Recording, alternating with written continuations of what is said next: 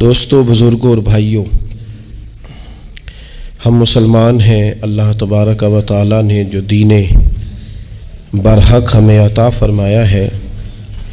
وہ دین ہماری تمام ضروریات کو پورا کرتا ہے۔ ہمیں یہ حکم دیا گیا ہے کہ ہم اللہ سے جب بھی مانگیں دنیا اور آخرت کی بھلائی مانگیں۔ ہمارے ہاں چونکہ ایک بڑا طبقہ ایسا ہوتا ہے الا ماشاء اللہ جس کو دنیاوی ضروریات پوری طرح گھیر لیتی ہیں اور دنیا داری کے مسائل ذہن پر، دل پر پوری طرح حاوی ہو جاتے ہیں۔ ہر وقت تصور یہی رہتا ہے کہ کسی طریقے سے میری دنیا داری مضبوط ہو جائے، میری دنیا داری مکمل ہو جائے، میرے روزمرہ کے کام پختہ ہو جائیں۔ اس کا لازمی نتیجہ یہ نکلتا ہے کہ انسان دینی کاموں کو بھی معاذ اللہ دنیا کے لیے کرنا شروع کر دیتا ہے۔ کعبۃ اللہ میں جا کر بھی، بیت اللہ شریف کا طواف کر کے بھی، حجر اسود کے بوسے کے بعد بھی، مقام ابراہیم پر نفل پڑھنے کے بعد بھی، حتیٰ کہ نبی اکرم صلی اللہ علیہ وسلم کی بارگاہ عالی مرتبت کی حاضری کے دوران بھی الا ماشاء اللہ لوگ دنیا ہی مانگتے رہتے ہیں۔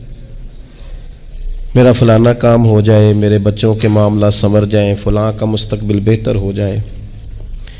دنیا کی خیر اللہ سے مانگنا برا نہیں، لیکن صرف دنیا ہی مانگنا اور اپنی آخرت کو فراموش کر دینا۔ اللہ فرماتے ہیں وَالْآخِرَةُ خَيْرٌ وَأَبْقَىٰ،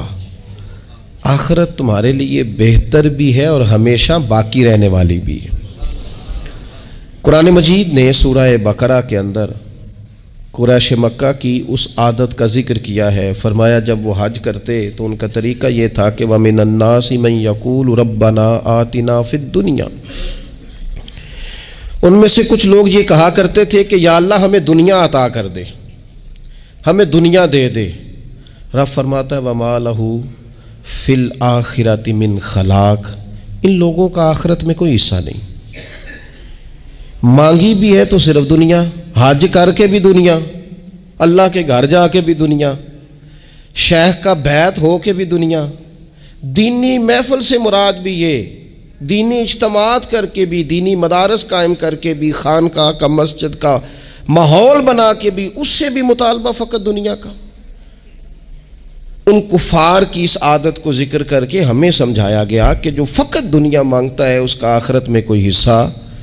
اور فرمایا کچھ لوگ ایسے ہیں وَمِنْهُمْ مَنْ يَقُولُ رَبَّنَا آتِنَا فِي الدُّنْيَا حَسَنَةً، اچھا انہوں نے دنیا بھی مانگی تو صرف دنیا مانگی، حسنہ نہیں مانگی۔ اور یہاں فرمایا کچھ لوگ ایسے ہیں جو رب سے کہتے ہیں یا اللہ ہمیں دنیا میں بھی بھلائی عطا فرما، دنیا بھی دے تو حسنہ دینا، وہ دنیا دینا جو ہمارے دین کو تقویت دے، وہ دنیا دینا جو ہمارے اعمال حسنہ کو مضبوط کرے، دینی معاملات کو تقویت دے، دنیا بھی وہی عطا فرما۔ اور ساتھ کہتے ہیں وَفِي الْآخِرَةِ حَسَنَةً، یا اللہ ہمیں آخرت میں بھی بھلائی ہی عطا فرما، وَقِنَا عَذَابَ النَّارِ، اور ہمیں دوزخ کے عذاب سے بچا، اولئک لہم نصیب مما کسبوا، فرمایا ایسوں کو ان کی کمائی ہی ملے گی، جو انہوں نے کیا ہے وہ خوش نصیبی انہیں ضرور میسر آئے گی، چونکہ دنیا بھی مانگ رہے ہیں، آخرت بھی مانگ رہے ہیں۔ ہمیشہ کوئی بھی کام کریں کسی قسم کا بھی، اس میں یہ دیکھیں کہ کیا اس میں میرے لیے کوئی ذخیرہ آخرت بنے گا، کیا یہ کام میری قبر میں، حشر میں، قیامت میں میرے لیے کوئی فائدہ مند ہوگا۔ میں بڑے درد سے عرض کرتا ہوں بعض لوگ دینی کام کرتے ہیں اور ان سے جب سوالات کیے جاتے ہیں تو وہ بعض اوقات تکلیف دہ معاملہ ہو جاتا ہے کہ اس دینی کام کے پیچھے بھی وہ والا خلوص نہیں جو ایک مسلمان کا رب اور رسول کے ساتھ ہونا چاہیے، اس دینی کام کے پیچھے بھی کچھ دنیاوی مقاصد موجود ہیں۔ تو اگر بڑی پگڑی اور بڑے جبے کے پیچھے بھی ایک دنیا دار چھپا ہوا ہو، لوگوں کو تو دھوکہ دیا جا سکتا ہے، رب اور رسول کو تو نہیں نہ دیا جا سکتا۔ وہاں تو دلوں کا خلوص ہی پہنچتا ہے، وہاں تو نیتوں کا حسن ہی پہنچتا ہے۔ تو اللہ تبارک و تعالیٰ سے جب بھی سوال کیا جائے دنیا اور آخرت کی بہتری کا سوال کیا جائے۔ ایک لفظ ہے حدیث پاک میں جس کو عافیت کہتے ہیں، ترمذی شریف میں حضرت سیدنا عباس بن عبد المطلب رضی اللہ تعالیٰ عنہ،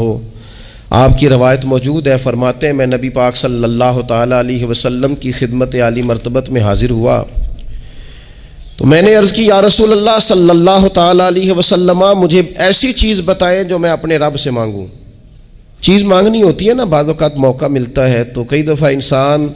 امتحان میں آ جاتا ہے کہ اب مجھے موقع مل گیا ہے، مجھے کہا گیا کچھ مانگ لو، تو بھلا میں کیا مانگوں۔ حضرت عباس بن عبد المطلب رضی اللہ تعالیٰ عنہ نبی پاک علیہ السلام کے پیارے چچا جان ہیں، عرض گزار ہیں یا رسول اللہ صلی اللہ علیہ وسلم، مجھے بتائیے میں اپنے رب سے مانگوں تو کیا مانگوں؟ تو حضور نے فرمایا رب سے عافیت مانگو۔ کہتے میں کچھ دن رکا، کچھ دنوں کے بعد پھر حاضر بارگاہ ہوا اور عرض کی یا رسول اللہ صلی اللہ تعالیٰ علیہ وسلم، مجھے بتائیے میں اپنے مالک سے مانگوں تو کیا مانگوں؟ تو حضور نے پھر فرمایا اللہ سے مانگنا تو عافیت مانگنا۔ بزرگ فرماتے ہیں یہ عافیت کیا ہے؟ عافیت یہ ہے کہ یا اللہ ظاہری پریشانیاں، باطنی پریشانیاں، اے اللہ ظاہر کے میل کچیل بھی دور ہو جائیں، باطن کے بھی دور ہو جائیں، اے اللہ ہر معاملے میں، ہر آزمائش میں، ہر دکھ میں ہمیں تیری پناہ نصیب ہو جائے، یہ عافیت ہے۔ اور صوفیہ کرام فرماتے ہیں عافیت سے بڑی نعمت کوئی نہیں اگر کسی کو میسر آئے تو، عافیت سے بڑا حسن کوئی نہیں اگر کسی شخص کو یہ نصیب ہو جائے۔ اور ایک اللہ والے نے تو ایک اور بڑا خوبصورت ترجمہ یہاں کیا ہے، وہ کہتے ہیں عافیت کا مطلب ہے دل کا قرار، عافیت کا مطلب ہے باطن کا سکون، عافیت کا مطلب ہے انسان کے مزاج کا حوصلہ، ٹھنڈک، بردباری۔ جس بندے کو عافیت نصیب ہو جاتی ہے گویا اللہ اسے سکون کی دولت عطا فرما دیتا ہے، تھوڑے پیسوں میں بھی سکون، بغیر شہرت کے بھی سکون، کوئی بات مان لے تب بھی سکون، کوئی دھتکار دے پھر بھی سکون، لوگوں کی گڈ بک میں ہو پھر بھی سکون، اور اگر لوگ سارے مخالفت میں آ جائیں تو چونکہ اللہ نے عافیت دی ہے پھر بھی سکون۔ اللہ تعالیٰ نے ان لوگوں کو قرار کی دولت، اللہ سے عافیت مانگی جائے، اس میں دنیا کی بھی بھلائی شامل ہے، آخرت کی بھی بھلائی شامل۔ نبی اکرم صلی اللہ تعالیٰ علیہ وسلم توجہ دلاتے کہ اللہ سے تم عافیت مانگو، ہمارا نہ جی، کیونکہ سب سے بڑا مسئلہ روحانی تربیت کا ہے۔ ہمارے ہاں باتیں ڈھیر سارے لوگوں کو آتی ہیں اور بہت زیادہ آتی ہیں، منصوبہ بندی کرنا، پلاننگ کرنا، اپنے معاملات کو خود سے کیسے لے کے چلنا ہے، کیسے ٹھیک کرنا ہے، اپنے حق میں دنیا کو کس طرح قائل کرنا ہے، یہ ڈھیر سارے لوگوں کو آتا ہے، اور اپنے حق میں دلائل کس طرح قائم کرنے ہیں، اس میں بہت سارے لوگ خود کفیل ہوتے ہیں،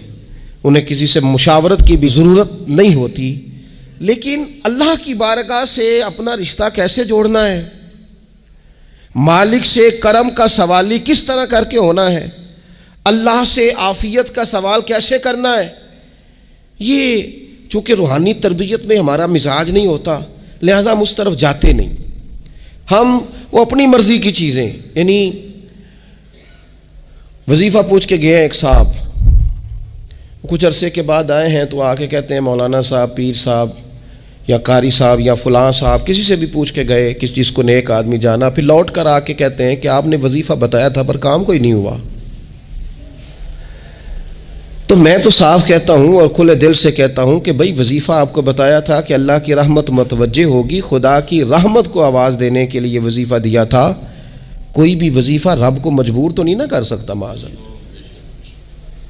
اور وظائف کس لیے پڑھے جاتے ہیں کہ جلدی سے معاملات ٹھیک ہو جائیں، میرے حق میں چیزیں بہتر ہو جائیں، تو اللہ کی رضا کے لیے پڑھے جاتے ہیں۔ تو وظائف کو، عبادات کو، نوافل کو، تلاوت کو، درود پاک کو تو رضا الہی کا ذریعہ بنانا چاہیے، لیکن ہم چونکہ ایک پورا الجھاؤ رکھتے ہیں اپنی دنیا داری کے معاملات سیدھے کرنے میں، ایک پورا خیر رکھتے ہیں،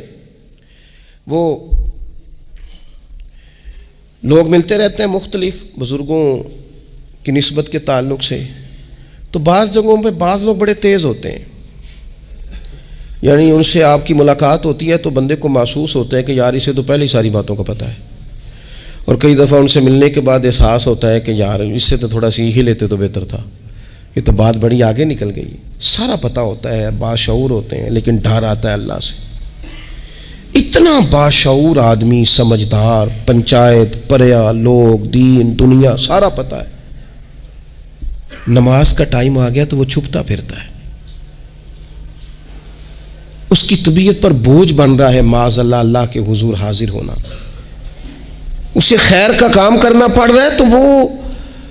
ادھر ادھر نکلتا جا رہا ہے۔ تو سوال یہ ہے کہ پھر یہ شعور کا کیا مطلب رکھا ہوا ہے ہم نے؟ پھر اللہ سے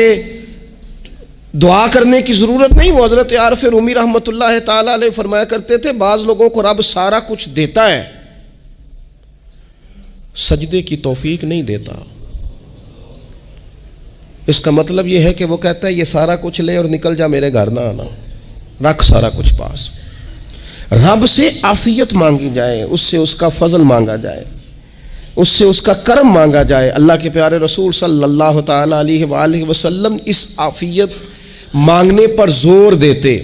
توجہ دیتے۔ میں آپ کو صحیح بتاتا ہوں، رب نے اگر کسی بندے کو عافیت میں رکھا ہو نا تو حالات کیسے بھی برے چل رہے ہوں اس کا بگاڑ کچھ نہیں سکتے۔ اور اللہ تعالیٰ معاف کرے 100 دفعہ خاکم بدہن، اگر کسی وقت اس کے کرم کی نگاہ پھر جائے تو پھر سارے اسباب سمیت بھی انسان اپنے پیروں پہ کھڑا نہیں رہ سکتا۔ اس سے جب تک طلب کرم نہیں ہوتا، طلب عافیت نہیں ہوتی، اس کی بارگاہ سے جب تک بندہ مومن پورا رجوع نہیں کرتا، یہ عافیت اتنی اعلیٰ چیز ہے کہ نبی پاک علیہ السلام نے فرمایا اذان اور اقامت کے درمیان جو وقت ہوتا ہے اس میں دعائیں رد نہیں ہوتی۔ دعا مانگا کرو گے تمہاری اللہ اپنے فضل سے قبول کر لے گا۔ عرض کی یا رسول اللہ کیا مانگے؟ تو فرمایا عافیت مانگو رب سے۔ حضرت انس بن مالک حدیث کے راوی ہیں رضی اللہ تعالیٰ عنہ، یہاں بھی فرمایا یہ عین قبولیت کا ٹائم ہے، اب اللہ سے عافیت مانگ لو، اس کی پناہ۔ ہم دعاؤں میں بھی محدود ہو جاتے ہیں۔ رب دا طالب کوئی نہ ملیا، جو ملیا طالب زردہ ہو، دعاؤں میں بھی حد بندی۔ بعض اوقات بچے بھی تربیت کرتے ہیں نا، ایک مولانا ہے ان کا خیال ہے کہ انہوں نے مجھ سے کچھ پڑھا ہے تو کبھی کبھی استاد جی کہہ دیتے ہیں، بہت پرانی بات ہے، انہوں نے مجھے فون کیا کہ اگر آپ کبھی تشریف لائیں، تو میں نے کہا پتر دعا مانگ اللہ کو چھوٹی جی گڈی دے وے۔ تو اس بچے نے میری بڑی تربیت کی، کہنے لگا استاد جی اللہ کو لو منگنی ہے تو وڈی ساری منگو، آپ نے محدود کیوں کیا کہ بھئی یہ چھوٹی سی اللہ گاڑی کیوں اللہ چھوٹی دے، رب دے تو بڑی دے اور رحمت سے دے، اللہ سے مانگنی ہے نا جی۔ ہم تربیت نہیں لیتے۔ میں نے اس کا شکریہ ادا کیا، میں نے کہا بیٹے تو نے بڑی سونی بات کی، اللہ تجھے اس کا اجر عطا کرے، اللہ تجھے برکات عطا کرے۔ اگر آپ نے سیکھنا ہے تو پھر آپ سیکھ لیں گے، اور اگر نہیں سیکھنا تو پھر یہی کہنا ہے ساری عمر لنگ گئی بندہ کو نہیں ملیا، چونکہ مزاج نہیں ہے نا سیکھنے کا، اس لیے پھر ملا ہی کوئی نہیں، پھر ساری زندگی کو میسر ہی نہیں آیا، کسی نے نصیحت ہی نہیں کی، کوئی آنکھوں کو بھایا ہی نہیں، خود ہی بڑے سیانے تھے، خود ہی بہت بڑے تھے، اپنا قد ہی بڑا اونچا تھا، سب ٹھگنے چھوٹے اور کمزور اور بونے نظر آئے۔ عزیز بھائی، جب عافیت، ایک بزرگ تھے ہر وقت اللہ سے عافیت مانگتے تھے، ہر وقت اللہ سے عافیت مانگتے تھے، ہر وقت عافیت مانگتے تھے۔ لوگوں نے پوچھا، لوگ ان کو صالح جانتے تھے، نیک سمجھتے تھے کہ حضور آپ اور کوئی دعا مانگتے نہیں، عافیت ہی مانگتے ہیں۔ فرمانے لگے میں مانگا کرتا تھا شروع میں، بعد میں خیال آیا ہے اور بھی دعائیں مانگا کرتا تھا، یہ احساس بعد میں نصیب ہوا۔ فرماتے میں مزدوری کرتا تھا، مال برداری کرتا تھا، ایک جگہ پہ ڈیوٹی کر رہا تھا تو تھک گیا، اور وہ جو کام لینے والے لوگ تھے ان کا رویہ بھی بڑا ترش تھا، تکلیف ہوئی، تو میں نے اپنے مالک کی بارگاہ میں عرض کی مالک اگر 2 روٹی بغیر مجھے مشقت کے مل جائے دن میں تو تیری بارگاہ تو بڑی کریم ہے۔ کہتے ہیں میں نے یہ دعا مانگ لی، ذرا میں تھوڑا آگے بڑھا تو 2 بندے آپس میں لڑ رہے تھے، میں ان کی صلح کرانے کے لیے، انہیں بچانے کے لیے آگے بڑھا، تو میں جس کو چھڑا رہا تھا دوسرے نے میرے اوپر ضرب لگا دی، میرا بھی سر پھٹ گیا۔ تھوڑی دیر کے بعد وہاں پولیس آ گئی،